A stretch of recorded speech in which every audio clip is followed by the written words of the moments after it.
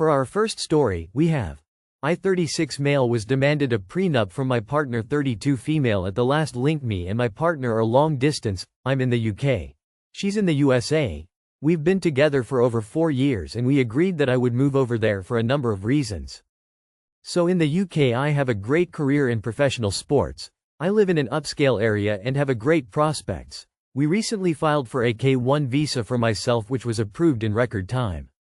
Part of the reason we went for a K1 visa is because although I work as a performance chef in pro soccer, USA immigration does not count it as skilled labor, while I know I have 2 degrees.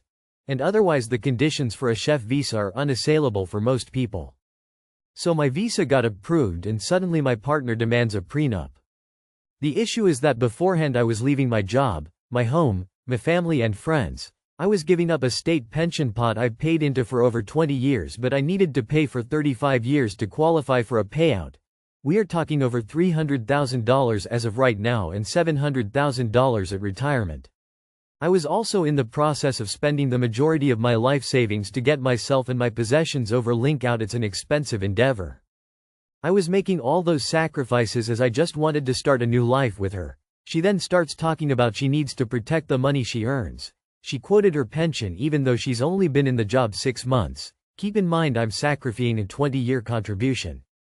I felt like this was a slap in the face considering what I was sacrificing, and a prenup would only favor her since I was burning the majority of my own assets just to be with her. She even talked about marriage like a business contract, and I explained that if I'm putting in 85% equity as a risk and the other party then decided last minute they want lawyers to reduce their own risk to 0%, why would any business agree to that?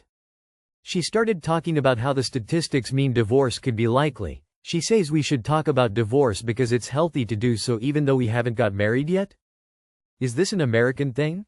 Seems like that contributes to the USA having one of highest divorce rates in the world. I hated the fact that I was taking a substantial financial hit and it wasn't reciprocated because it was never about the money for me, and now she's making it about money. I had a discussion with her and it just seems like she doesn't understand that I'm supposed to make a life-changing leap of faith, that if it went wrong could land myself deported, jobless, homeless and penniless, while she has no risk or consequences for link, would literally lose nothing while I could lose everything. She doesn't seem to understand how that can make a person hesitant, as she brought it up right at the point I got accepted for a visa, when I put all my trust with her, no questions, and then this prenup demand doesn't make me feel like I'm trusted in return. She's telling me it isn't that deep, like the sacrifices have been prepared to make mean nothing. I just want to know people's thoughts on this. That's the end of our first post. Let's see what the commenters had to say. Our first commenter says, I would take a hard pass on this situation. You're giving up way too much for her to do this. I mean, you're giving up a lot and basically starting from scratch here. Our second commenter says, ask her to reverse it? Would she move to UK, use all the money she has to do so, lose her pension, but have absolutely zero security if you were to divorce? Our third commenter says, a prenup is great as a means of protection for both parties if they're on even footing. Considering it only favors her and she's literally saying divorce is likely, why even bother? Don't get married and cut out the middleman. For our second story, we have, I told my parents 54 male and 49 female to write me 26 female out of the will if I had to become a Christian. To link, parents, male 54 and female 49, have started planning what to do with their assets once they die, and have asked me, female 26, to be their executor. I recently had a conversation with my mom that left me in a daze, and I'm still processing everything I said. She was talking about how she would like to set up their will like Dave Ramsey did. Apparently, Dave Ramsey sat down with his kids and told them that any inheritance they receive would need to be used for God's will, and if they didn't align with those values, they wouldn't inherit anything, that they were in or they were out. As soon as she explained that, I felt all my defensive walls go up.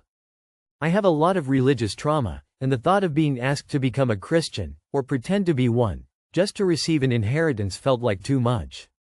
I told her if that's what they wanted to do, she should write me out of the will now because I won't be bribed into becoming a Christian. She said it wasn't a bribe, but more like a business. Her logic was that you wouldn't let someone inherit a business if they didn't hold the same values as the business. I told her I still see it as a bribe and that it feels like an attempt to dictate my life now and even after they die. I made it clear that even if their millions of dollars are on the line, I wouldn't become a Christian for money. Now, I don't regret what I said, but I also can't believe I said it. I couldn't believe I was basically saying no to a non-insignificant amount of money. I feel like I acted authentically, but I'm scared I might regret it one day. To add context, my religious trauma started in middle school when I was kicked out of the house for being disrespectful. My parents printed out a bunch of Bible verses to justify their actions, telling me it was both right and righteous to kick me out. In response, I wrote an essay supported by Bible verses to show them why what they did was wrong, but my dad dismissed it and said he'd only accept it if it came from a pastor, not me. That was the moment I began doubting my religion. Over the next few years, I thoroughly read the Bible and asked questions of religious leaders, trying to find answers. In the end, I came to the conclusion that the Christian God was either malevolent or grossly misrepresented by man, and that Christianity as a whole went against many of my personal beliefs and morals. Throughout middle school and high school, I was kicked out multiple times, and I lost a lot of faith in both the church and my family during those years. My relationship with my parents didn't begin to repair until I was diagnosed with cancer. During that time, they apologized for their actions, and we started rebuilding our relationship. My relationship with my parents has been much better since then, which is why this conversation about their will frustrated me so much. To make things even more complicated, I'm now wondering if I should tell them to choose someone else to be the executor of their will, like one of my siblings who are Christians. I feel like it's unfair to be expected to do all the work of distributing the money if I'm excluded. I also don't want to put myself in a position where I might be tempted to take something that isn't mine. I'm just so conflicted. On one hand, I don't want to sacrifice my values, or who I am. On the other hand, I can't stop questioning if I'm making the right decision. I know I'm not entitled to my parents' money, and I would have a hard time pretending to be something that I'm not, but I feel a lot of anxiety in my decision. Has anyone been in a similar situation? Do you have any advice? How do you process something like this? TLDR. My parents want their inheritance to only go to children who align with their Christian values. I told them to write me out of the will if that's the case because I refuse to be bribed into becoming a Christian. I'm proud of myself for being authentic, but I feel hurt by their decision, and I'm questioning if I'm handling this situation the right way. My specific question: how do I approach rebuilding trust and maintaining a healthy relationship with my parents after this conversation? That's the end of our second post. Let's see what the commenters had to say. Our first commenter says, I was the executor of my aunt's estate but not a beneficiary. I received a fee of a percentage of the value of the estate as required by state law. I want to say it was 2 to 3%, I'm sure it varies by state. It was a lot of hassle, but I did net a decent amount when the dust all settled. Just food for thought, since you're wondering if you even want to do it if you don't inherit. Our second commenter says, Dave Ramsey can eat shit. Our third commenter says, I'm shocked you're in contact with them at all. Let alone having heart-to-heart conversations about their beliefs and you listening a single second to their desires for you in your life. They made a 10 to 12-ish-year-old kid homeless? Where did you go? All those other times they kicked you out? Insane. They're still young and could have 30 to 40 years left on this earth watching you and threatening to revise the will whenever they see something they don't like. You can be free of them completely. For our last story, we have I, 29 female, am disappointed BF, 36 male, is going to a destination wedding as another girl's link BF was invited to a destination wedding as a +1. The wedding is a 6+ hour flight away. The girl who invited him as her +1 is someone he slept with, years ago. But he swears they're just friends, now. He said they've hung out, traveled together and slept in the same bed together more recently as 2023, but they never felt the desire to touch each other.